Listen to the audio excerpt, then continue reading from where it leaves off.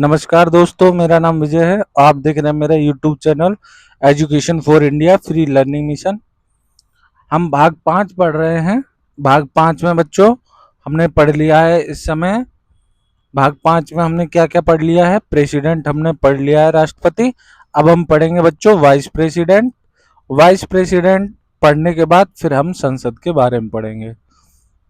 जो भाग 5 में है, ये भाग 5 हमारा समाप्त हो जाएगा और बहुत अच्छे से पढ़ेंगे। प्रेसिडेंट शायद ही पूरे यूट्यूब पे, मैं इसकी गारंटी ले रहा हूँ, अगर आप पढ़ोगे इससे ब्रॉड सिलेबस, इससे ब्रॉड चीजें अगर किसी भी यूट्यूब चैनल पे पढ़ी हो तो आप मुझे बता देना। बाकी सब ऊपर ऊपर से पढ़ाते हैं, फ्री में कोई नहीं पढ़ाता। लेकिन मैं यहाँ जीएस के जितने भी सब्जेक्ट है, जितने भी पीसीएस चाहे यूपीएससी फ्री में आते हैं, वो सारे सब्जेक्ट मैं क्लियर कराऊंगा। अगर कोई बच्चा एसएससी या कोई भी स्टेट एग्जाम के लिए भी देखता है, तो अगर उसने एक बार ये चीजें पढ़ ली और याद कर ली तो उसका एक भी एग्जाम नहीं रुकेगा, इसकी मेरी गारंटी है। तो अब हम शुरुआत करते हैं प्रेसिडेंट के बारे में। बहुत छोटा सा टॉपिक है, वाइस प्रेसिडेंट। वाइस प्रेसिडेंट इस समय हमारे सीपी राधाकृष्णन है, इतना सभी जानते हैं। 15 में ये वाइस प्रेसिडेंट बने हैं। 15 में बने हैं कौन है? सीपी राधाकृष्णन। पहले भी राधाकृष्णन ही है, तो आप कंफ्यूज मत होना। और 15 में भी राधा कृष्णन नाम से, इत्तेफाक है ये। ठीक है।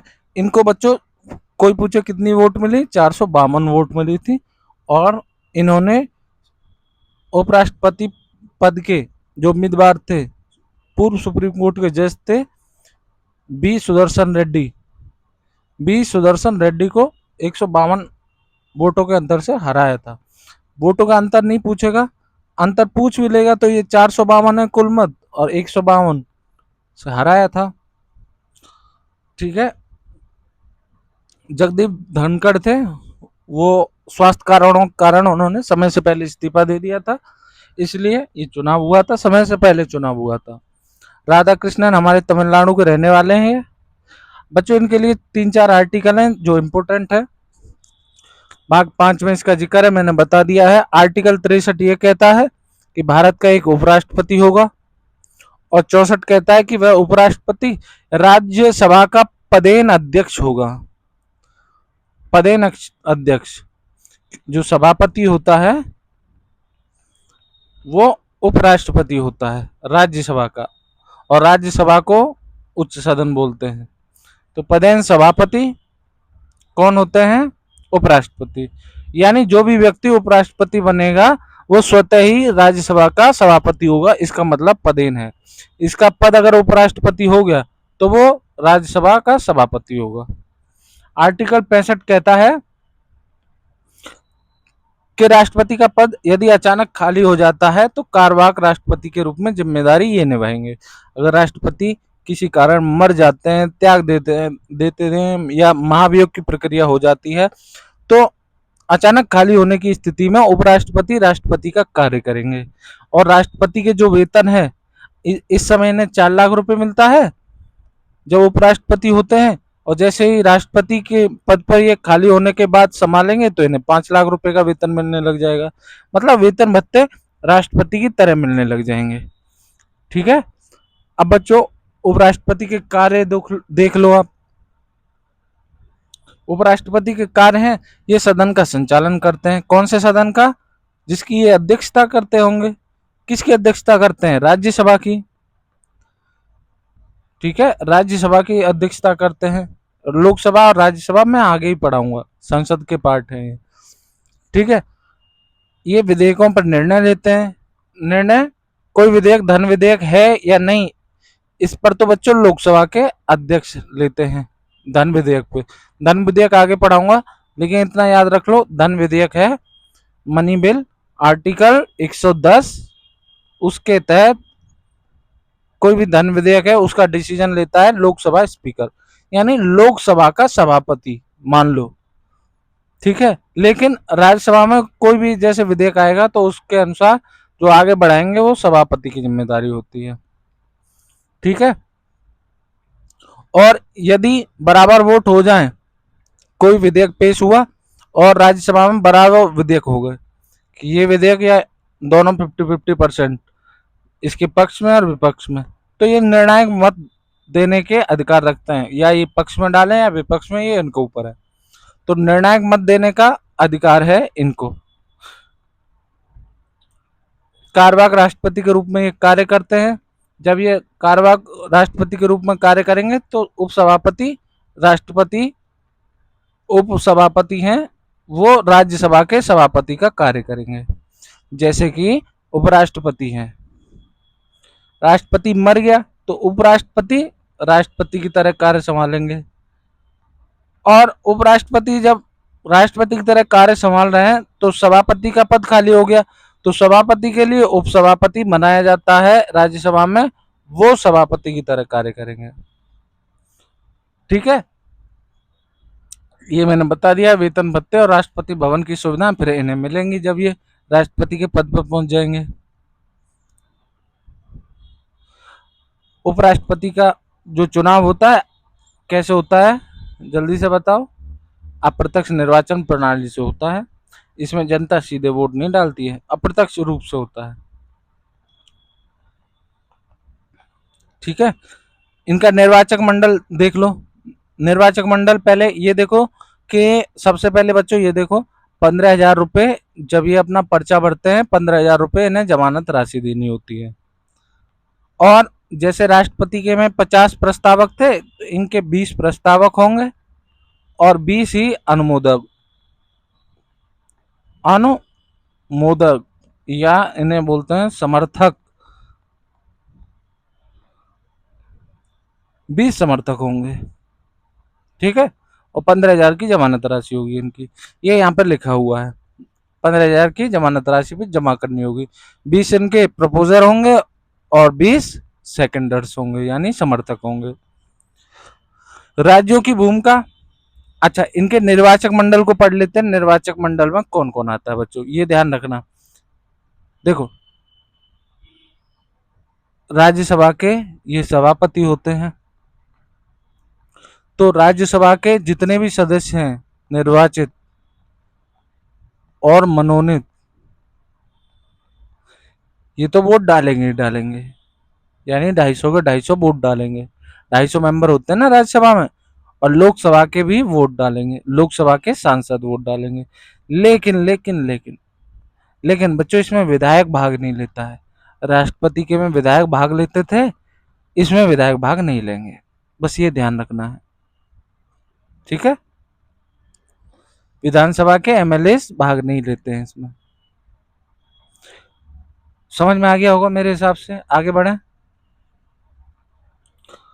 अब बच्चों इनकी पदमुक्ति कार्यकाल की शर्तें देख लेते। कार्यकाल इनका 5 वर्ष का होता है, ज्यादातर सभी का 5 वर्ष ही होता है। लेकिन समय से पहले अगर ये इस्तीफा देंगे तो ये राष्ट्रपति को इस्तीफा देंगे। ठीक है, और यदि एक से बार इनका पुनर्निर्वाचन होना है तो ये कितनी भी बार चुनाव लड़ सकते हैं, कोई रोक नहीं है। जैसे डॉक्टर सर्वपल्ली राधाकृष्णन और मोहम्मद हामिद अंसारी दो दो बार चुनाव इनके दो दो बार चुनाव जीते हैं, दो दो बार उपराष्ट्रपति बने हैं। कौन कौन? सर्वपल्ली राधाकृष्णन और हामिद अंसारी। बच्चों, हटाने की शर्तें क्या हैं? कोई विशेष शर्त तो है नहीं, ना महाभियोग जैसी कोई प्रक्रिया है, बस संविधान का उल्लंघन कर दिया, संविधान का उल्लंघन कर दिया तो इन्हें हटाने की प्रक्रिया शुरू हो जाएगी। हटाने की प्रक्रिया में इतना होगा कि राज्यसभा प्रभावी बहुमत से प्रस्ताव पास करेगी और लोकसभा इसे सामान्य बहुमत से पास करेगी। जितने भी बहुमत के प्रकार हैं मैं बस जस्ट इसके आगे पढ़ाऊंगा, तो इतना ध्यान रखना। प्रभावी बहुमत से राज्यसभा पास करेगी, प्रभावी बहुमत से, और साधारण बहुमत से लोकसभा।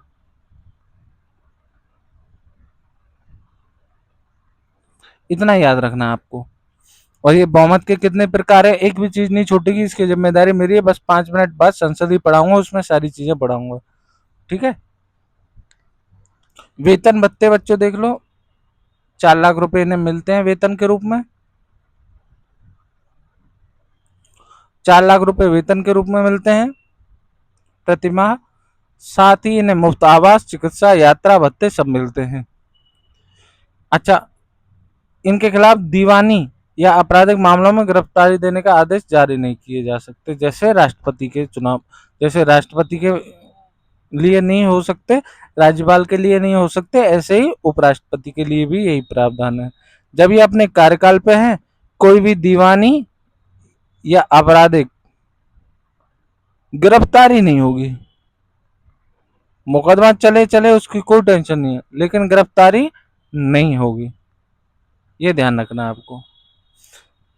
तो बस इतना सही है उपराष्ट्रपति। अब इसमें क्या समझना है, एक बार और रिवाइज करना है तो बताओ, वीडियो रिवाइज कर लेना दोबारा से। अगर बताना है तो देखो साइड में बता देता हूँ क्या क्या चीजें पढ़ी हैं हमने। एक तो सबसे पहले 15,000 रुपए की राशि जमा करनी पड़ती है और 20 इनके प्रस्तावक होते हैं और 20 समर्थक होते हैं। अपनी जमानत राशि बचाने के लिए, जमानत राशि बचाने के लिए इन्हें कुल वोटों का 1/6 लाना पड़ेगा, यानी 16.66% लाना होगा। दूसरी बात, इनके चुनाव में पर्चा भरने के बाद चुनाव होगा, उसमें राज्यसभा के सांसद कुल, चाहे वो मनोनीत हो, मनोनीत भी भाग लेंगे। राष्ट्रपति के चुनाव में मनोनीत भाग नहीं लेते हैं। राष्ट्रपति के चुनाव में याद है आपको, मनोनीत नहीं भाग लेते, मैंने बताया है।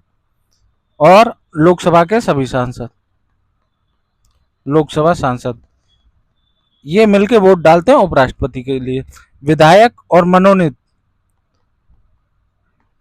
विधायक वोट नहीं डालते हैं और मनोनीत वोट डालते हैं। राष्ट्रपति के में विधायक वोट डालते थे, याद है।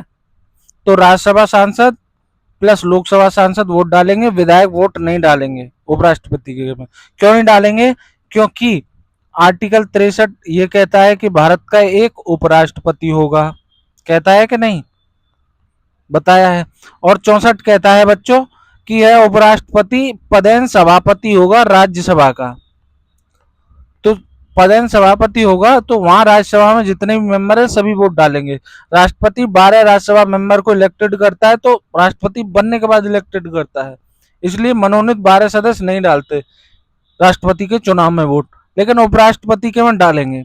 तो पदेन सभापति होता है राज्यसभा का कौन? उपराष्ट्रपति। ये आर्टिकल 64 में लिखा है। आर्टिकल 65 में बच्चों ये लिखा है कि यदि राष्ट्रपति किसी कारणवश अपने पद पर नहीं है या मर जाता है या त्याग पद दे देता है, तो उसकी जगह बच्चों उपराष्ट्रपति राष्ट्रपति की तरह कार्य करेगा। उपराष्ट्रपति कार्य करेगा राष्ट्रपति की तरह, ये आर्टिकल 65 बोलता है। अब इसमें क्या समझना है? शपथ बच्चों ये राष्ट्रपति के समक्ष लेता है, त्याग पत्र भी ये राष्ट्रपति के समक्ष लेता है। कितनी भी बार इसका पुनर्निर्वाचन हो सकता है, कितनी बार चुना जा सकता है? ठीक है, 2 बार चुने गए हैं, हामिद अंसारी और सीपी राधाकृष्णन, ये मैंने बता दिया है। तो छोटा सा टॉपिक है उपराष्ट्रपति। अब हमारे राधाकृष्णन है, 452 वोट मिली थी उन्हें, 152 वोट से उन्होंने हराया था सुदर्शन रेड्डी को। बस इसमें पढ़ना क्या है? अब मेरे हिसाब से उपराष्ट्रपति पूरा आपने पढ़ लिया होगा। अब मैं बच्चों अपने अगले भाग पर चलता हूं, संसद पे। संसद पे चलते हैं। देखो ये है संसद। संसद में आपको इतना याद रखना है कि संसद आर्टिकल 79 में बताई गई है। पहले मैं समझाऊंगा, फिर इस पीडीएफ का यूज करूंगा। पहले मैं समझाऊंगा बच्चों, पीडीएफ का बाद में यूज करूंगा। तो अब इतना ध्यान देना है समझने के लिए। सबसे पहले देखो, जो संसद है हमारी वो 3 भागों से मिलकर बनी है। मतलब एक तो राष्ट्रपति, एक बच्चों लोकसभा, एक राज्यसभा। जिस बच्चे ने अगर लोकसभा राज्यसभा भी नहीं जानता वो कृपया करके ये वीडियो ना देखे, वो बिल्कुल डल है, उसकी समझ में कुछ नहीं आएगा, उसके लिए शुरुआत से पढ़ाना पड़ेगा। ठीक है, लोकसभा वो होती है जिनके चुनाव होते हैं, जिससे प्रधानमंत्री बनते हैं, और राज्यसभा उच्च सदन होता है जो ये राज्यों से चुने जाते हैं विधायक, ये वोट डालते हैं राज्यसभा के मेंबरों के लिए। तो लोकसभा निम्न सदन होता है बच्चों, ठीक है। और राष्ट्रपति संसद का अभिन्न अंग होता है। कैसा अभिन्न अंग? अभिन्न अंग इसलिए होता है क्योंकि कोई भी विधेयक पे बिना हस्ताक्षर के कानून नहीं बनेगा। बच्चों विधेयक और कानून में समझ आ रहा है? विधेयक वो होता है जिसे कानून बनाने के लिए संसद में पेश किया जाता है, जिसपे चिल्लाहट मचती है। आपने देखा होगा, संसद टीवी देखी होगी, उसपे बैठ के ताली पीटते हैं, हंसते हैं, खैनी खाते हैं जिस पर। तो उसमें विधेयक पेश होता है और फिर वह कानून बनता है। देखी होगी टीवियों पे, फालतू में बैठ के बकवास करते हैं ये लोग, काम की बात करते नहीं। तो कानून जब बन जाता है तब बनता है जब हस्ताक्षर होंगे राष्ट्रपति के।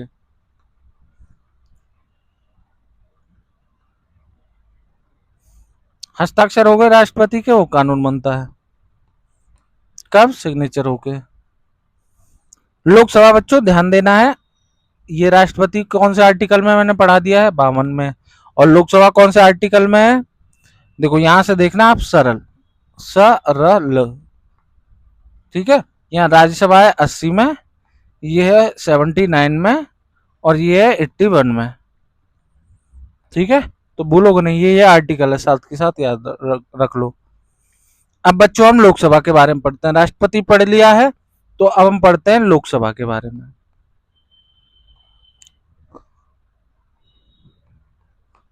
लोकसभा की पूरी संरचना देखेंगे, आर्टिकल 81 में है। आप चाहो तो पहले राज्यसभा पढ़ लो। राज्यसभा पढ़ाऊं पहले कि लोकसभा? क्योंकि लोकसभा पढ़ेंगे तभी राज्यसभा समझ में आएगी। ये आर्टिकल 80 में है, तो मेरे हिसाब से आपको पहले लोकसभा पढ़नी चाहिए। लोकसभा, अगर राज्यसभा पढ़ना चाहते हो तो 80 आर्टिकल के हिसाब से तो राज्यसभा पढ़ लो। चलो राज्यसभा ही पढ़ ले। तो राज्यसभा में बच्चों ध्यान देना है, राज्यसभा में कुल सीटें हैं 250। कितनी है? 250। 250 में बच्चों 12 सीट तो राज्यसभा में राष्ट्रपति मनोनीत करता है। ये मैं चीख चीख के 2-3 वीडियो से कह रहा हूं। 12 सीट राष्ट्रपति मनोनीत करता है। 238 सीटों पे चुनाव होता है। 238 सीटों पे बच्चों चुनाव होता है राज्यसभा के लिए। और 238 में से बच्चों 230 सीटें 230 सीटें ये राज्यों से चुनी जाती हैं। और बच्चों 8 सीटें हैं ये केंद्र शासित प्रदेशों से चुनी जाती हैं। केंद्र शासित प्रदेशों से चुनी जाती हैं। इतना समझ में आ गया? अब 8 सीटें कौन कौन से केंद्र शासित प्रदेश हैं? तो ध्यान देना है, केंद्र शासित प्रदेश कौन से हैं? सभी राज्यों से 230 सीटें चुनी जाएंगी। 8 केंद्र शासित प्रदेश कौन कौन से हैं? दिल्ली है, दिल्ली से बच्चों 3 चुनी जाती हैं, 3 राज्यसभा सांसद होंगे। एक है बच्चों पुडुचेरी, पुडुचेरी से सिर्फ एक चुना जाएगा। और लद्दाख से नहीं, जम्मू कश्मीर से, जम्मू कश्मीर से बच्चों 4 राज्यसभा सांसद चुने जाएंगे। जैसे संजय सिंह, आपने देखा होगा, संजय सिंह राज्यसभा सांसद है दिल्ली से। तो अब मेरे हिसाब से समझ आ गया होगा आपको। अच्छा, इसमें ये एक चीज और ध्यान देनी है, 230 सीटें जो राज्य से हैं, 230 सीटें जो राज्यों से हैं, इसमें से 5 सीटें जो पीओ की हैं, हम उसको भी लेके चलते हैं। वैसे इलेक्शन होता है राज्यों का 225 सीटों का, लेकिन हम पीओके को भी शामिल करते हैं। पाकिस्तान ऑक्युपाइड कश्मीर है जो, उसको भी शामिल करते हैं, 5 सीट उसकी हैं। लेकिन वर्तमान में पूछे तो वर्तमान में 225 सीटों पर चुनाव होते हैं। अब समझ में आ गया कैसे कैसे हैं? 12 मनोनीत हैं, 8 केंद्र शासित प्रदेशों से हैं, 230 राज्यों से हैं, उनमें से 5 पीओके के हैं। वर्तमान में 225 है भारत में। समझ में आ गया संसद? संसद का पहला चैप्टर समझ में आ गया, राज्यसभा। अब बच्चों ये बोलेंगे कि सीट कैसे कैसे हैं, तो बच्चों सीट ये फिक्स है, सीट फिक्स है।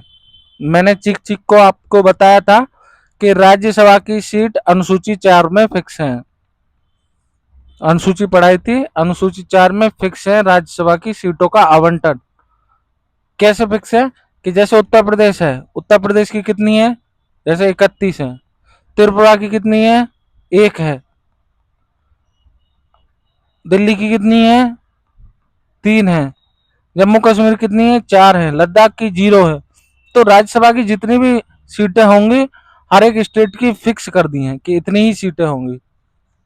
तो अब मेरे हिसाब से आपको राज्यसभा समझ में आ गया होगा। अब आगे बढ़ते हैं राज्यसभा पे, बढ़े, समझ में आया थोड़ा बहुत। राज्यसभा में बच्चों ये ध्यान देना है कि राज्यसभा ये एक स्थायी सदन है, स्थायी सदन है, इसका कभी भी विघटन नहीं हो सकता। विघटन का मतलब है सरकार गिरे, प्रधानमंत्री बने ना बने, उससे कोई फर्क नहीं पड़ता, ये एक स्थायी सदन है। और राज्यसभा का कार्यकाल हमेशा स्थायी रहता है। जो राज्यसभा सदस्य बनता है, राज्यसभा का सांसद, जिसे सांसद बोलते हैं, जो राज्यसभा सदस्य होता है उसका कार्यकाल बच्चों 6 वर्ष का होता है, 6 वर्ष का कार्यकाल होता है। और 1/3 सदस्य है, 1/3 सदस्य, राज्यसभा के 1/3 सदस्य हैं जो उस समय हैं। 1/3 कितने, 250 के 1/3 निकाल लो, लेकिन 5 सीटों को छोड़ दो, 245 के 1/3 कितने हुए, 3 24 और 3 1 3, लगभग 81। हर दूसरे साल छोड़ के जाएंगे, हर दूसरे साल छोड़ के जाएंगे क्योंकि उनका कार्यकाल पूरा हो जाता है। इस हिसाब से राज्यसभा का शुरुआत से, जब से राज्यसभा बनी है तब से राज्यसभा का ऐसे यूज होता है। बच्चों कब से बनी है राज्यसभा ये भी बताओ। राज्यसभा 13 मई 1952 को बनी थी, कार्य में आई थी। और इस हिसाब से बनाई है कि हर दूसरे वर्ष 1/3 सदस्य अपना पद छोड़ के जाएंगे, मतलब उनका कार्यकाल पूरा हो जाएगा। इस हिसाब से इसकी संरचना की है, ठीक है। तो मेरे हिसाब से राज्यसभा आपको अब समझ में आ गई होगी। अब राज्यसभा में कुछ नहीं बचा है। अब राज्यसभा के सांसद देख लेते हैं, राज्यसभा के सांसद देख लेते हैं।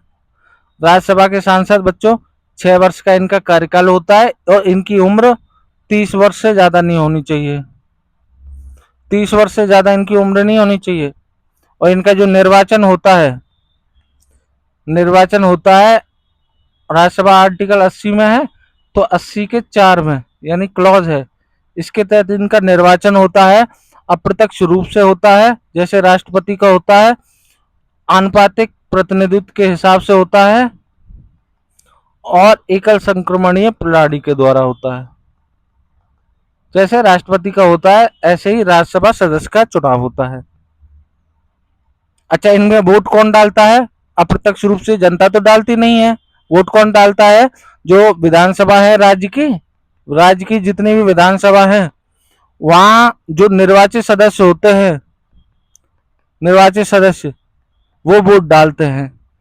ध्यान देने वाली बात यह है, एक बात पे आप कंफ्यूज होंगे, मैं यही बता दूं, जो विधानमंडल होता है राज्य का, जैसे संपूर्ण भारत का है संसद, राज्य का होता है विधानमंडल, उसमें विधानसभा होती है और विधान परिषद होती है, ठीक है। विधानसभा होती है, विधान परिषद होती है।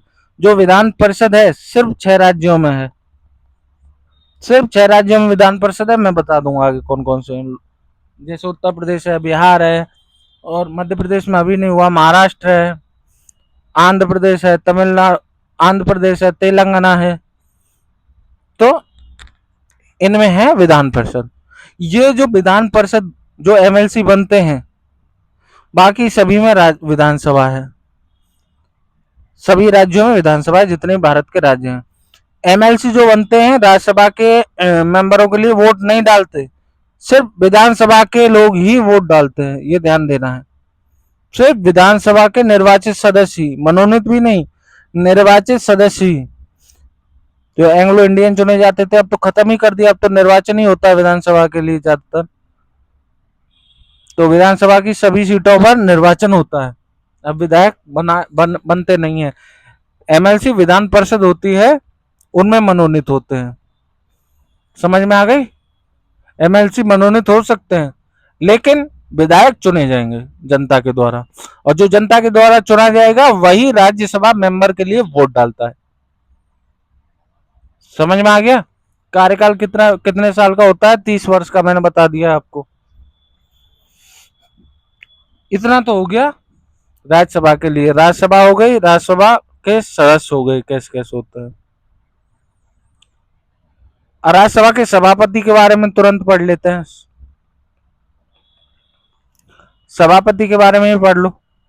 सभापति बच्चों 90 आर्टिकल 91 में है। इसमें बोला गया है कि सभापति उपराष्ट्रपति होगा। सभापति कौन होगा? उपराष्ट्रपति। उपराष्ट्रपति के बारे में मैंने बता दिया है। उपराष्ट्रपति बच्चों किसी भी सदन का सदस्य नहीं होगा, किसी भी सदन का सदस्य नहीं होगा।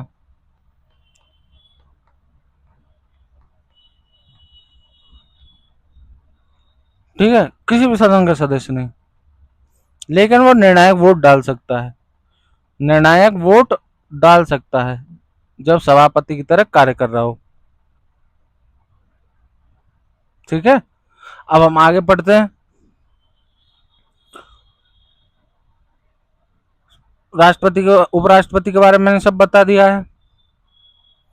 उपसभापति भी होता है। उपसभापति मैंने बताया, उपसभापति कौन होता है? उपसभापति होता है बच्चों, ये राष्ट्रपति की ये उपसभापति है,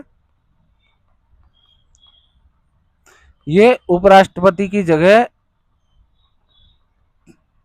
उपराष्ट्रपति सभापति होते हैं। जब सभापति मान लो नहीं है मौजूद, तो उपसभापति राज्यसभा की कार्रवाई को आगे बढ़ाता है, वह सभापति की तरह कार्य करता है जब नहीं होते। ठीक है, बस इतना ही सभापति के बारे में। सभापति तो मैंने विस्तार से बता ही रखा है, क्या कौन कौन सभापति होते हैं। तो राज्यसभा मेरे हिसाब से समझ में आ गई होगी आपको। नहीं आई है तो एक बार दोबारा से देख लो, आ गई है या नहीं ये मुझे नहीं पता, लेकिन मेरा काम है एक बार रिवीजन कराने का, मैं फिर से करा देता हूं। राज्यसभा है आर्टिकल 80 में। राज्यसभा को बच्चों उच्च सदन बोला जाता है, उच्च सदन बोला जाता है राज्यसभा को। और राज्यसभा के जो मेंबर होते हैं कुल 250 हैं, 5 पीओके के हैं और 245 वर्तमान में है। 245 वर्तमान में है और 245 में से 8 केंद्र शासित प्रदेशों से चुने जाते हैं, यूनियन टेरिटरी से, दिल्ली से 3, पुडुचेरी से 1 और जम्मू कश्मीर से 4। तो 8 चुने जाते हैं केंद्र शासित प्रदेशों से, और कुल 225 राज्यों से चुने जाते हैं। और बच्चों 12 राष्ट्रपति के द्वारा मनोनीत किए जाते हैं, मनोनीत किए जाते हैं। कौन? राज्यसभा के जो सदस्य होते हैं। राज्यसभा के सदस्य, इनका निर्वाचन होता है अप्रत्यक्ष रूप से। अप्रत्यक्ष रूप से, जनता नहीं डालती वोट, अप्रत्यक्ष रूप से होता है, और एकल संक्रमणीय अनुपातिक प्रतिनिधित्व के हिसाब से। निर्वाचक मंडल में खाली विधानसभा के सदस्य होते हैं, विधानसभा के सदस्य ही निर्वाचक मंडल में भाग लेते हैं। ठीक है, 6 वर्ष का इनका कार्यकाल होता है।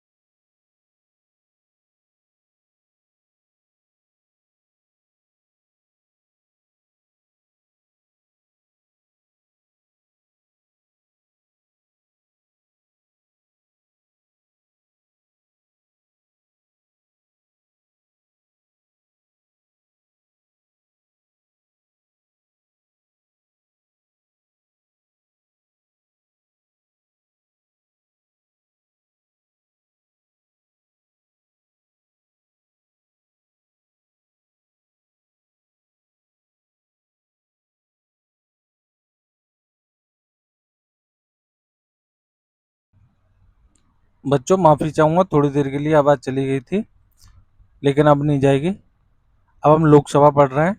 लोकसभा लोकसभा में सबसे पहले पढ़ेंगे बच्चों इसकी संरचना। इसे निम्न सदन बोलते हैं। क्या बोलते हैं? निम्न सदन। लोकसभा को निम्न सदन बोलते हैं। और इसमें बच्चों कुल 550 सदस्य।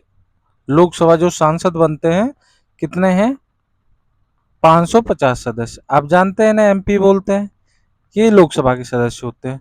अब बच्चों जैसे कि मैंने बताया था ना, राज्यसभा में जो पीओ के है, राज्यसभा में बच्चों 5 सदस्य होते हैं और लोकसभा के अभी 7 सदस्य हैं। जब हम पीओ को, जो पाक ऑक्युपाइड कश्मीर को जब हम वापस लेंगे, लेकिन ऐसा तो लग नहीं रहा कभी ले पाएंगे।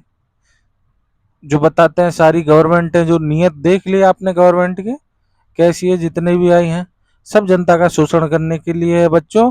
नेताओं के चक्कर में लड़ाई झगड़ा ना किया करो, ये किसी के सगे नहीं है। ये इनका उद्देश्य मात्र देश के पैसे से ऐशो आराम करना है और धन जितना है उतना लूटना है जनता का।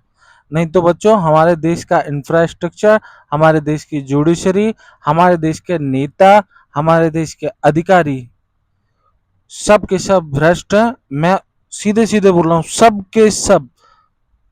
इस बात में ना आना कि सर एक आध तो सही होगा, सब के सब भ्रष्ट हैं।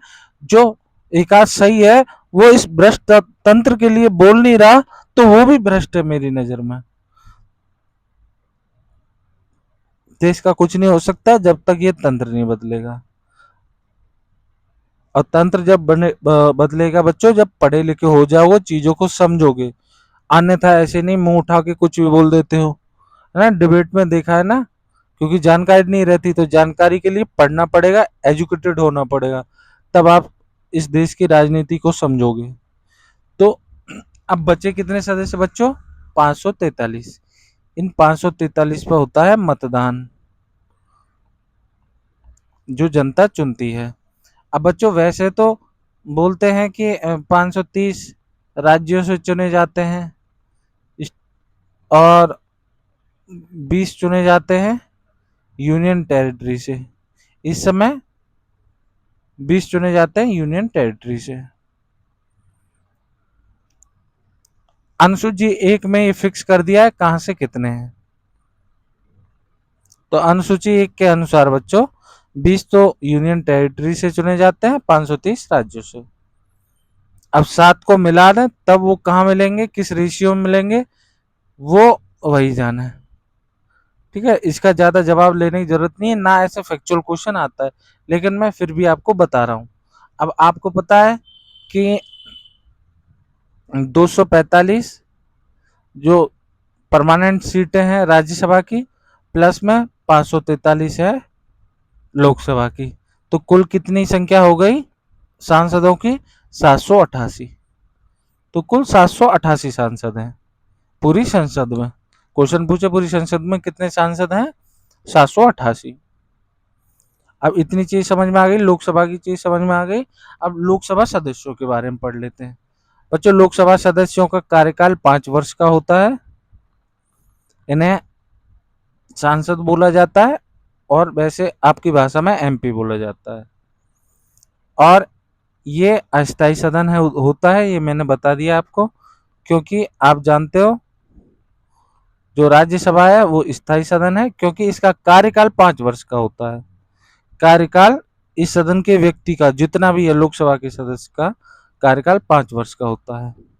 5 वर्ष बाद लोकसभा का विघटन होता है। विघटन का मतलब चुनाव दोबारा होंगे, दोबारा सरकार बनेगी, दोबारा से गठन होगा। ठीक है।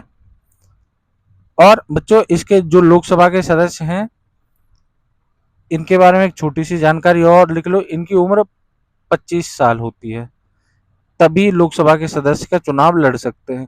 राज्यसभा के सदस्यों की उम्र कितनी होती है? 30 साल। ठीक है। अच्छा एक चीज और, पहले हमारे लोकसभा में अब कितनी सीटें हैं मैंने बताया अभी? 550। 550 है पीओके को जोड़ के। लेकिन पहले दो और थी जिन्हें एंग्लो इंडियन बोला जाता था। एंग्लो इंडियन ये बच्चों 104 कॉन्स्टिट्यूशन अमेंडमेंट एक्ट द्वारा समाप्त कर दिए। तो ये समाप्त हो गई, तो अब कहानी खत्म, एंग्लो इंडियन पढ़ना ही नहीं है। अंग्रेज भारतीय, दो व्यक्ति अंग्रेज भारतीय होते थे, उन्हें चुना जाता था, क्योंकि हम अंग्रेजों के पहले गुलाम थे। गुलाम शब्द अच्छा नहीं लगता ना, लेकिन थे गुलाम। औपनिवेशिक लिखते हैं किताबों में, लेकिन गुलाम थे, उन्हीं के हिसाब से चलते थे, वो जैसा शोषण करते थे ऐसे ही करते। अभी भी गुलाम है बच्चों, हम राजनीति तंत्र के गुलाम है। बोल के तो देखो, गुलामी नजर आ जाएगी बच्चों। ठीक है, तो बात पे नहीं जाते, लेकिन धीरे धीरे चीजों को समझो, चीजों को समझो, क्योंकि तुम्हारे देश का नुकसान है, तुम्हारी आने वाली पीढ़ियों का नुकसान है। अगर तुम नहीं समझे तो 80 साल गए हैं और 80 साल जाएंगे, लेकिन छुटकारा नहीं हो।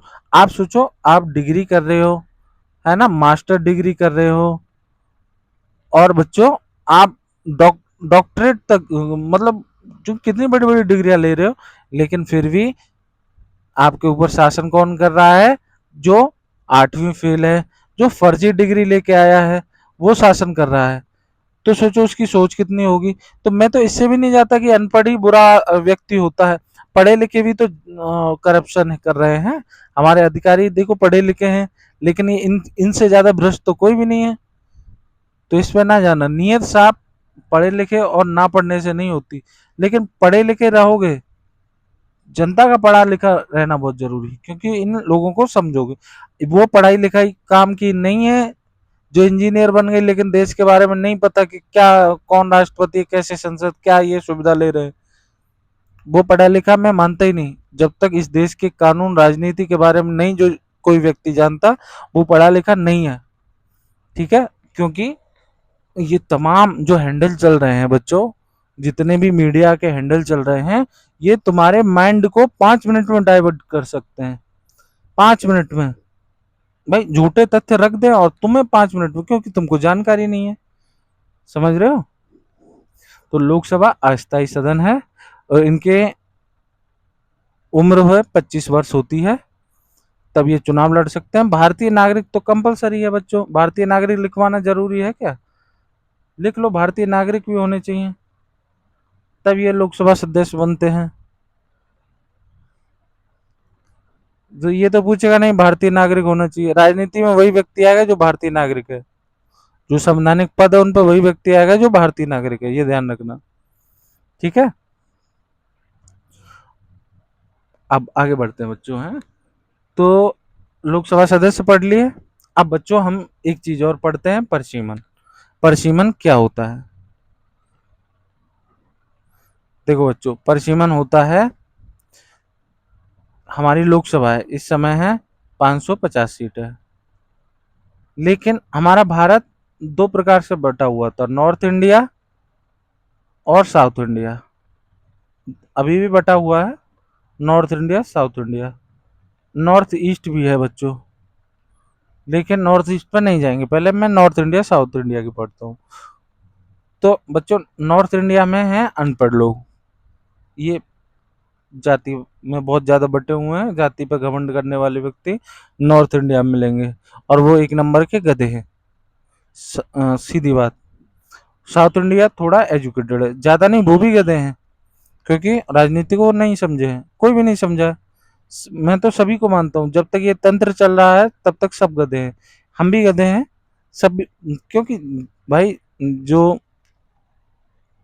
सामने सामने दिख रहा है कि ये हमारे देश को लूट रहे हैं और हम कुछ नहीं कर पा रहे, है ना, तो गधे ही हुए, सभी गधे हुए। साउथ इंडिया थोड़ा एजुकेटेड है बच्चों। इसमें क्या हुआ, तो जैसे जनसंख्या है, जनसंख्या के अनुपात में मैंने आपको बताया था कि सांसद जो रहेगा एक क्षेत्र का, एक जनसंख्या के अनुपात में रहेगा, एक फिक्स जनसंख्या है। वो जनसंख्या कैसे है, सांसद की वोट वैल्यू मैंने बताई थी, वो परसिमन के आधार पे है। मान लो 10 लाख पे एक सांसद चुना जाएगा, इतनी जनसंख्या पे मान लो। तो बच्चों साउथ इंडिया की तो बहुत कम पॉपुलेशन है, ये एजुकेटेड थे, उन्होंने जनसंख्या पे कंट्रोल करा, और नॉर्थ इंडिया वालों ने दबा के जनसंख्या बढ़ाई। तो अब नॉर्थ इंडिया की सीट ज्यादा हो गई, तो अब डिसाइड सरकार बनाना कौन करेगी? North India. North India decide करेगी तो साउथ इंडिया का कोई प्रवृत्ति नहीं रहेगा। वो कहेगा कि भाई हम पढ़े लिखे, हमने जनसंख्या कंट्रोल करी, इसका ये आधार थोड़ी है कि हम पीछे रह जाएं। तो परसीमन हमारे 6 बार हो सॉरी 4 बार परसीमन हो चुका है। 4 बार परसीमन कैसे हुआ है? देखो, पहली जनगणना स्वतंत्र भारत की 1951 में, फिर बच्चों 1971 में हुई, 61 में भी हुई होगी, 2001 में, मैं बता रहा हूँ, और 2011 में, और बच्चों 1961 में। ये मैंने लिखी नहीं है 1961, एक बार लिख देता हूँ मैं दोबारा से। जैसे जनगणना लगातार हुई है, ये जनगणना याद रख लेना, हर 10 साल बाद 1951 से हर 10 साल बाद जनगणना होती है। तो 1951, 61, 71, 81, 91, 2001 और 2011। ठीक है। अब देखो, ना तो 81 में हुई जनगणना, सॉरी परसिमन, ना तो 81 में हुआ, ना 91 में हुआ बच्चों, है ना, और ना 2011 की जनगणना के हिसाब से हुआ। परसिमन हुआ बच्चों 1951 की जनगणना के हिसाब से। एक साल बाद परसिमन आयोग बना और संख्या निर्धारित की गई 1952 में। ध्यान देना यहाँ पे, थोड़ा सा समझने वाली। जैसे जनगणना होती है, हर 10 साल बाद जनगणना होती है, उसके एक आध साल बाद परसिमन आयोग बनता है, वो बता देता है कि भैया इतनी जनसंख्या है और तुम्हारे यहाँ इतनी सीटें होंगी। फिर बच्चों 1963 में 2 साल बाद परसिमन गठित हुआ। फिर 1 साल बाद यहाँ पे परसिमन गठित हो गया, और यहाँ पे 1 साल बाद 2002 में। ठीक है, ये 4 बार परसिमन हुआ है। अब 2027 की जनगणना आ रही है, 2027, फिर उसके बाद गठित होगा, तब डिसाइड होंगी सीटें कि किसको कितनी मिलेंगी, किसको कितनी सीटें मिलेंगी, तब डिसाइड होगा बच्चों। उससे पहले डिसाइड नहीं होगा, उससे पहले डिसाइड नहीं होगा। अब देखो, अब जस्ट साउथ इंडिया ने ऑब्जेक्शन उठाया, सॉरी 1 साल बाद, ये 72 है, साउथ इंडिया ने बच्चों ऑब्जेक्शन उठाया, तो साउथ इंडिया ने बोला कि भाई ऐसे तो हम पीछे हो जाएंगे, 2001 में तो जनसंख्या ब्लास्ट हुई और नॉर्थ इंडिया ने तो इतनी जनसंख्या हो गई और साउथ इंडिया बहुत पीछे रह गया, तो वहां की सीटें बहुत कम रहती। तो जब उन्होंने ऑब्जेक्शन उठाया, तो ये जो डेट है कितनी, 1972 का परसिमन, 1972 के परसिमन से नॉर्थ इंडिया और साउथ इंडिया जितनी भी लोकसभा की सीटें हैं, लोकसभा की सीटों का निर्धारण हुआ है 1972 के परसिमन से हुआ है। और ये बच्चों 2026 तक फिक्स कर दिया, 2026 तक फिक्स कर दिया कि 2026 तक इसी परसिमन के हिसाब से लोकसभा की संख्या रहेगी। और ये कौन से कॉन्स्टिट्यूशन अमेंडमेंट एक्ट द्वारा किया गया? इसमें संशोधन करके किया गया, 84 कॉन्स्टिट्यूशन अमेंडमेंट एक्ट किया गया इसके लिए। समझ में आ गया? बस यही समझना था, और उस समझने वाली बात ही नहीं है। तो परसिमन फिक्स कर दिया 1972 का, कब तक? 2026 तक। कौन से कॉन्स्टिट्यूशन अमेंडमेंट एक्ट द्वारा? 84 कॉन्स्टिट्यूशन अमेंडमेंट एक्ट द्वारा। ठीक है। अच्छा, एक क्वेश्चन पूछता हूँ, लोकसभा की सबसे पहली बैठक कब हुई? जो बच्चा बताएगा मैं उससे कांटेक्ट करूंगा। पहली बैठक कब हुई, जल्दी से बताओ। तो मैं बता देता हूँ, 17 अप्रैल 1952 को लोकसभा की पहली बैठक हुई संसद में, 17 अप्रैल 1952। तो अब हमने लोकसभा के बारे में पढ़ लिया, अब पढ़ते हैं बच्चों लोकसभा अध्यक्ष के बारे में। लोकसभा अध्यक्ष कौन होता है? बच्चों जैसे 543 सीटों पे मैं मान रहा हूं चुनाव हुआ, टोटल 543 सीटें हैं। अब 543 सीटों में से कुछ तो सरकार बनाएंगे, जिन्हें पक्ष यानी सरकार, और एक होता है बच्चों विपक्ष।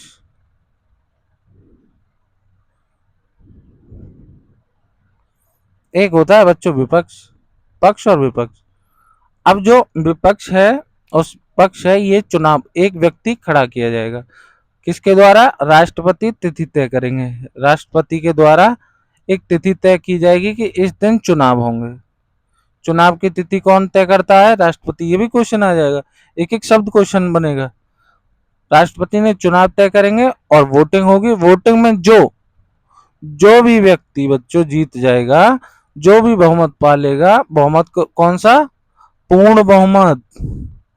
जो भी पूर्ण बहुमत पालेगा, पूर्ण बहुमत होता है बच्चों 272, जिस पर सरकार बनती है। मैं बहुमत के प्रकार आगे बताऊंगा, टेंशन ना लो, अभी बताऊंगा 5 मिनट में। तो पूर्ण बहुमत जो 272 वोट पालेगा, उसी वही लोकसभा अध्यक्ष बनेगा, उसी का लोकसभा अध्यक्ष बनेगा, उसी पार्टी का। तो अब इस समय कौन है? ओम बिरला। ओम बिरला है। ओम बिरला का बहुत ज्यादा विरोध किया जा रहा है बच्चों, और विरोध किया जा रहा है तो इसके विरोध में इसे हटाने की भी प्रक्रिया है। हटाने की प्रक्रिया क्या है कि विपक्ष विरोध कर रहा है। हटाने की प्रक्रिया ये है बच्चों कि 14 दिन पहले नोटिस दिया जाएगा कि भैया हम तुम्हें हटाना चाहते हैं, हट जाओ, नहीं तो अपने आप। और ये नहीं हटते हैं तो इनके खिलाफ प्रस्ताव लाया जाता है। प्रस्ताव बच्चों 50 सदस्यों के हस्ताक्षर होते हैं उस प्रस्ताव पे, 50 सदस्यों का समर्थन होता है, तब ये प्रस्ताव लाया जाता है। और यह प्रस्ताव बच्चों, यह प्रस्ताव यदि प्रभावी बहुमत से, कौन से बहुमत से?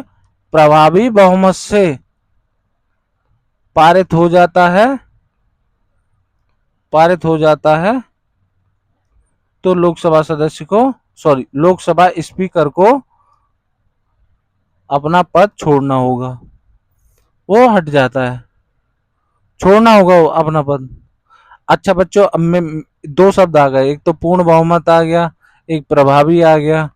अब आप बहुमत पर कंफ्यूज हो रहे होंगे कि बहुमत, तो मैं स्पीकर कंप्लीट कर दूं, फिर दोनों बहुमत, ये सारे जितने भी बहुमत है प्रकार आपने कभी नहीं पढ़े होंगे जीवन में, शायद मेरे हिसाब से इतने विस्तार से मैं अभी बता देता हूँ, कभी कंफ्यूजन नहीं होगी, उसी दिन से हट जाएगा।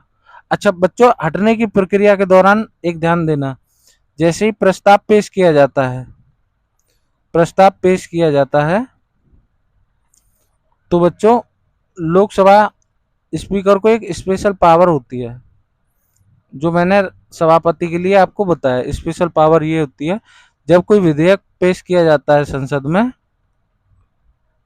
तो इनको निर्णायक मत मत देने का अधिकार है। निर्णायक मत देने का, कि जब लास्ट में कोई निर्णायक मत देनी है तो लोकसभा स्पीकर देके उस विधेयक को खारिज भी कर सकता है, पारित भी कर सकता है, पक्ष में भी डाल सकता है, विपक्ष में भी डाल सकता है। तो निर्णायक मत देने का अधिकार होता है। लेकिन जब प्रस्ताव बच्चों पेश किया जाएगा ना, प्रस्ताव, तब ये अपना निर्णायक मत नहीं दे सकते हैं, निर्णायक मत नहीं दे सकते हैं।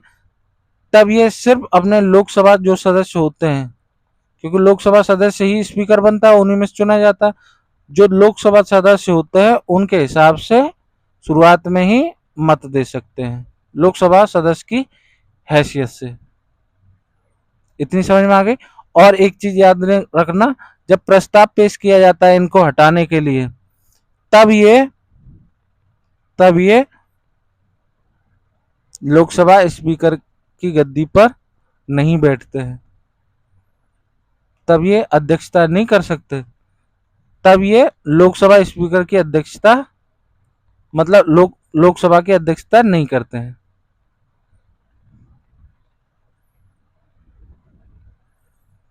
इतनी बात समझ में आ गई। अब मैं बच्चों आपको बहुमत के बारे में बताता हूँ, क्योंकि आप बहुमत में बहुत कंफ्यूज हो रहे होंगे। देखो बच्चों, बहुमत के प्रकार हैं। बहुमत क्या होता है मैं अभी आपको बताता हूँ। बहुमत के बच्चों प्रकार हैं। एक तो प्रकार है बच्चों साधारण बहुमत, ठीक है। एक है बच्चों पूर्ण बहुमत, एक है बच्चों प्रभावी बहुमत, और एक है बच्चों विशेष बहुमत। देखो अभी समझ में आएंगी सारी चीजें।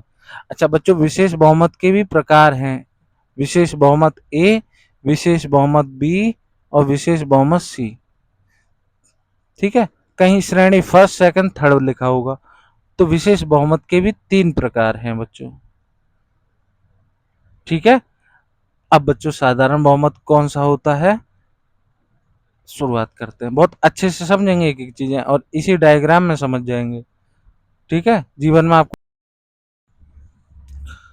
देखो बच्चों, साधारण बहुमत होता है जैसे लोकसभा की है 543 सीटें, समझना ध्यान से, 543 सीटें हैं। मैं साधारण बहुमत की बात बता रहा हूँ, 543 सीटें हैं।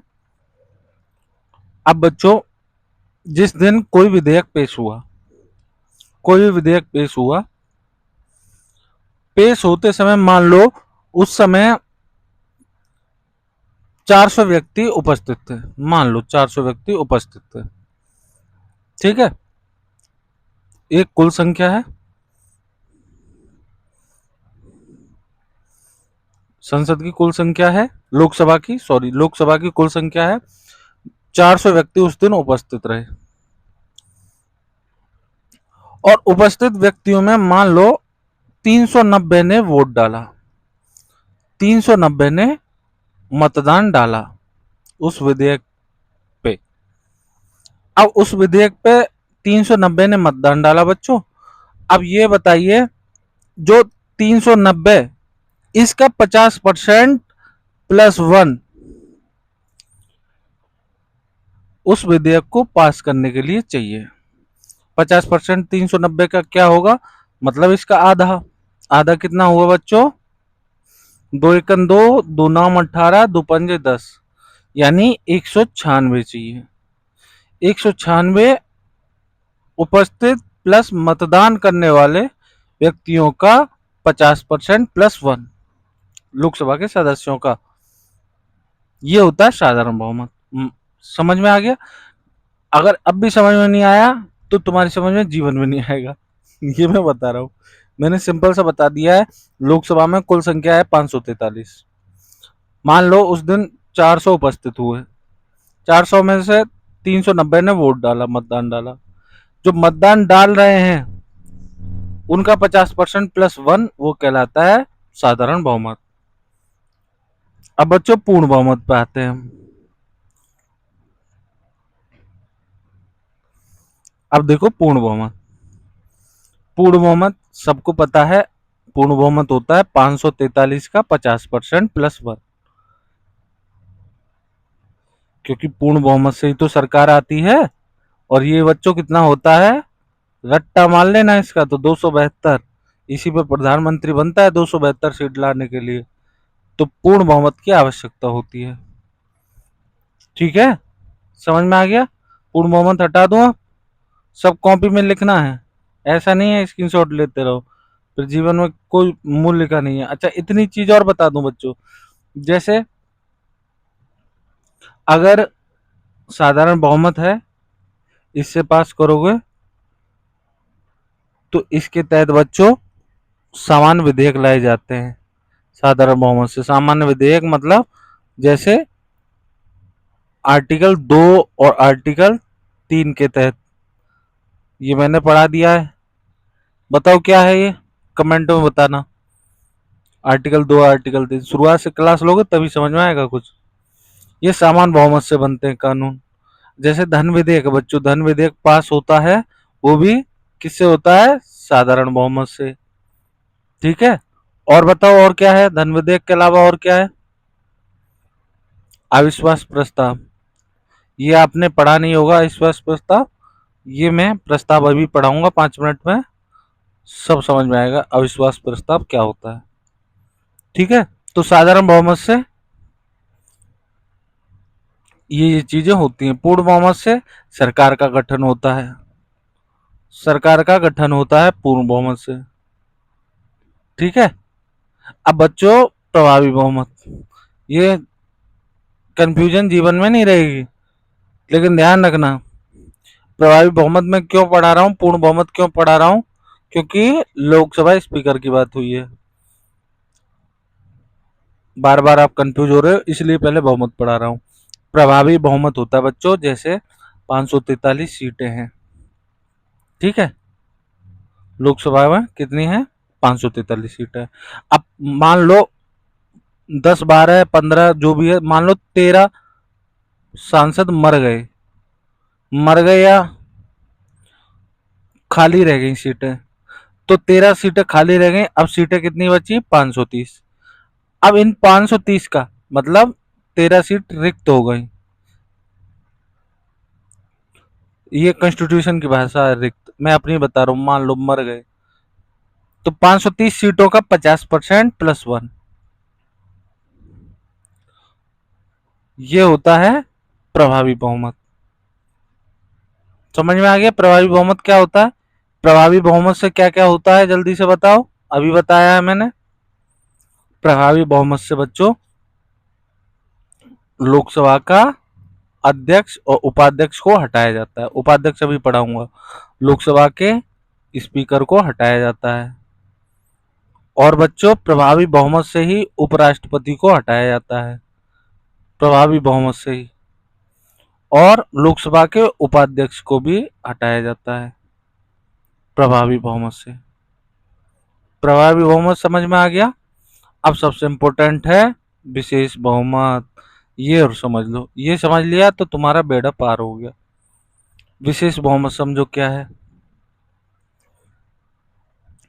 विशेष बहुमत में बच्चों 3 प्रकार के विशेष बहुमत होते हैं। ठीक है, ये विशेष बहुमत ए है, ये आर्टिकल 249 में।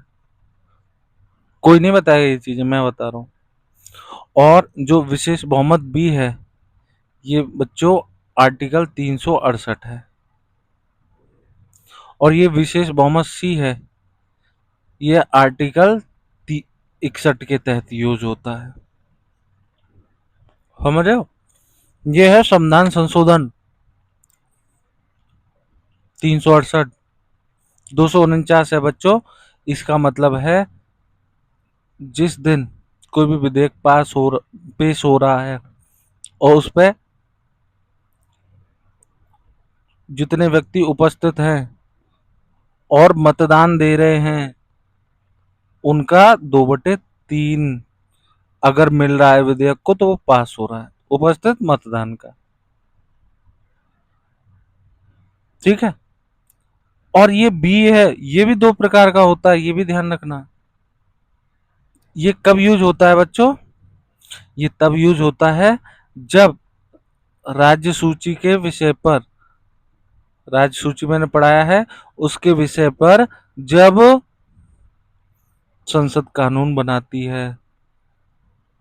संसद कौन सी संसद बनाएगी? राज्यसभा। बिल्कुल सही। क्योंकि राज्य सूची पे कानून कहाँ से शुरुआत होती है? राज्यसभा से। तो राज्यसभा कानून बनाती है 2/3 उपस्थित मतदान करने वाले व्यक्तियों का। ये होता है विशेष बहुमत ए। अब बच्चों विशेष बहुमत बी क्या होता है? ये समझ में आ गया, उपस्थित मतदान का 2/3। बी समझो। हम बी कहता है, इसके लिए 2 शर्तें हैं। पहला, सदन का पूर्ण बहुमत होना चाहिए। पहले सदन का पूर्ण बहुमत। पूर्ण बहुमत क्या होता है, जल्दी से बताओ। जैसे 50% प्लस 1, जैसे 272। पूर्ण बहुमत यही तो होता है।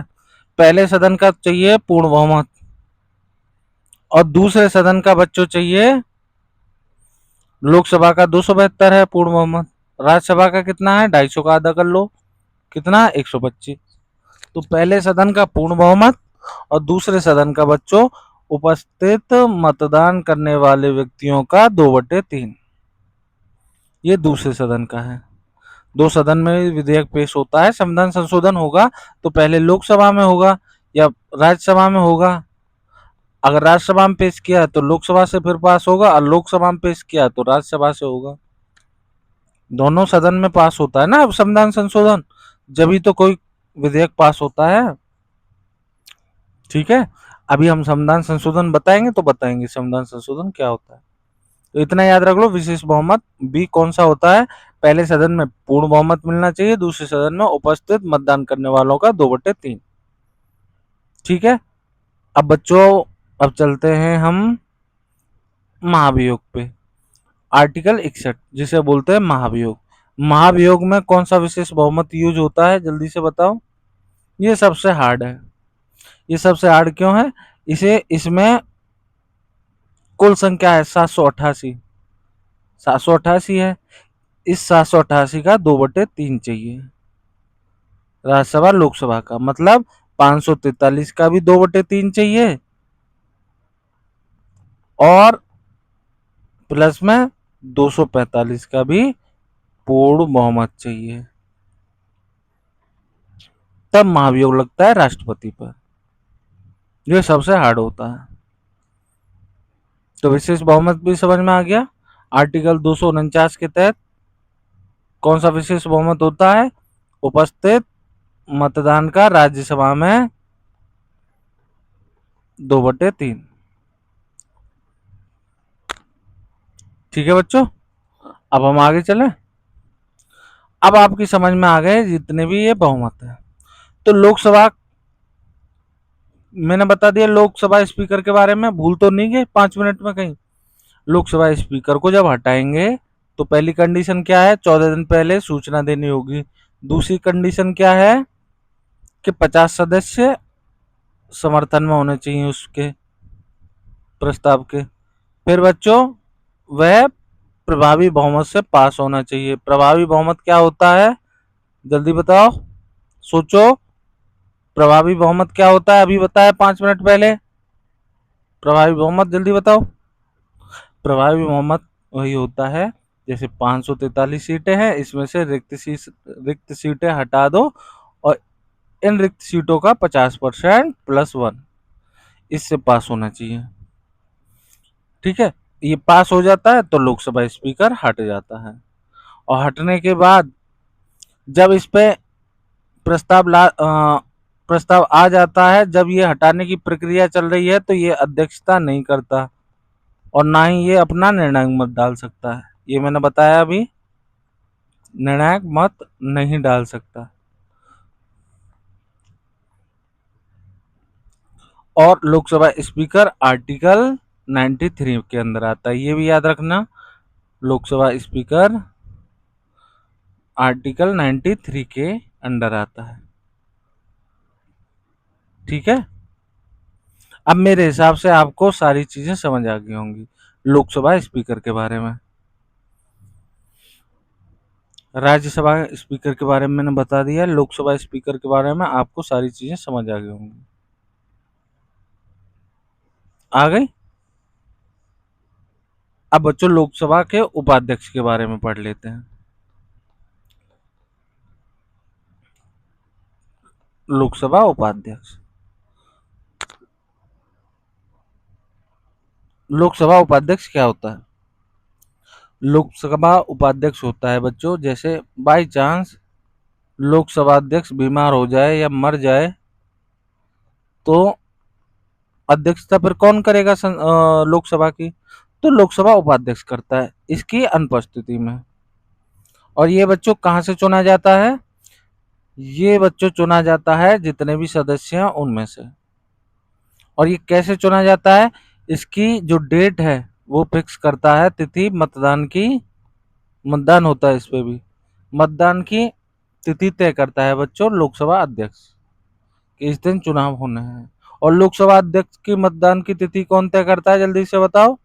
राष्ट्रपति। ठीक है। अब बच्चों जब ये त्याग पत्र देते हैं दोनों, ये एक दूसरे को ही त्याग पत्र देते हैं। लोकसभा अध्यक्ष लोकसभा उपाध्यक्ष को देगा और लोकसभा उपाध्यक्ष लोकसभा अध्यक्ष को देगा। ठीक है। अब समझ में आ गई इतनी बात? अच्छा, ये जो लोकसभा अध्यक्ष और उपाध्यक्ष के दोनों पद हैं, ये बच्चों भारत शासन अधिनियम, ये हिस्ट्री के विषय हैं लेकिन मैं इसे लास्ट में पढ़ा दूंगा। 1919 से लिया गया है। ठीक है। अब यहाँ हमारा लोकसभा उपाध्यक्ष भी खत्म हो गया। एक चीज याद रखना, लोकसभा अगर जैसे हमारी समितियां होती हैं, समितियां बनाई जाती हैं। समिति का मतलब है कोई भी कार्य करने के लिए कुछ समितियां बनाई जाती हैं ना, अभी जस्ट पढ़ेंगे। समितियां दो प्रकार की होती हैं, एक स्थायी और एक एडहॉक, मतलब तदर्थ। इन समितियों का अगर कोई सदस्य भी बनाया जाता है लोकसभा उपाध्यक्ष को, ये ध्यान रखना, ये इंपॉर्टेंट है, यही बन के आ जाएगी। मान लो लोकसभा स्पीकर ने लोकसभा उपाध्यक्ष को किसी समिति का सदस्य बनाया गया, तो वो डायरेक्टली सदस्य बनते ही उस समिति का अध्यक्ष बन जाएगा। क्या बन जाएगा? अध्यक्ष। इतनी बात समझ में आ गई? किसी भी समिति का लोकसभा उपाध्यक्ष को यदि सदस्य ही बनाया जाता है तो डायरेक्टली वो उसका अध्यक्ष बन जाएगा। हटाने का प्रावधान बच्चों इसका सेम है लोकसभा स्पीकर की तरह। जैसे लोकसभा अध्यक्ष को हटाया जाता है, ऐसे ही इसे हटाया जाता है। बाकी की सारी कहानी सेम है। अब बच्चों एक होता है प्रोटम स्पीकर, ये भी पढ़ लो। प्रोटेम स्पीकर,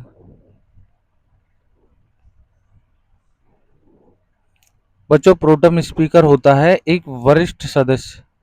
जैसे चुनाव हुआ, चुनाव होने के बाद लोकसभा गठित हुई, और लोकसभा गठित होने के बाद एक वरिष्ठ नागरिक को, मतलब वरिष्ठ सदस्य को, जो सांसद है, वरिष्ठ सदस्य सांसद, उसको प्रोटेम स्पीकर बनाया जाता है। वो किसी भी पार्टी का हो सकता है, वरिष्ठतम होगा जो। उसका काम है इतना कि सभी को शपथ दिलाना। उसका काम क्या है? सभी को शपथ दिलाना, और शपथ दिलाते ही प्रोटेम स्पीकर का पद समाप्त। ये पद सिर्फ शपथ दिलाने तक रहता है।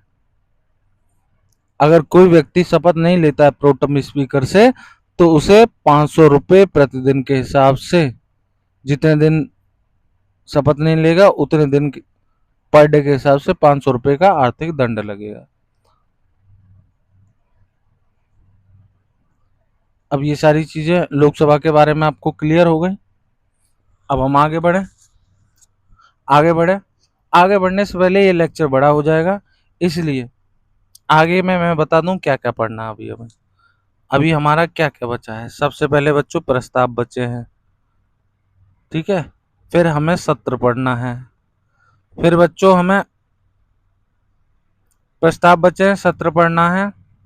फिर हमें विशेषाधिकार पढ़ने हैं लोकसभा अध्यक्षों के। फिर बच्चों हमें दल बदल कानून पढ़ना है। दल बदल कानून पढ़ना है पूरा। और कुछ भी चीज और रह गई है संसद से रिलेटेड, वो भी जो छूट गई है उसे भी पढ़ेंगे। अच्छा, एक बच्चा पूछ रहा है कि उपसभापति जो राज्यसभा का अध्यक्ष होता है, जैसे लोकसभा का अध्यक्ष आर्टिकल 93 में है। मेरे हिसाब से मेरे मन में एक क्वेश्चन आया, मैंने आर्टिकल 93 बता दिया है, इसमें लोकसभा अध्यक्ष होता है, तो राज्यसभा अध्यक्ष कौन से में होता है? जल्दी से बताओ। सीधी सी बात है, उसमें क्या बोला है? पदेन सभापति होगा। किस में बोला है? 64 में, आर्टिकल 64 में। अभी पढ़ाया है जस्ट पहले, तो आर्टिकल 64 होता है सभापति के लिए, ठीक है। अब बढ़े आगे। तो आगे क्लास में हम पढ़ेंगे, अभी यहाँ तक इतना ही। इससे ज्यादा पढ़ोगे तो आप हैंग हो जाओगे इस लेक्चर में। तो अभी इतना ही, इसे मन लगा के पढ़ लेना। आगे बढ़ेंगे अगले लेक्चर में। नमस्कार।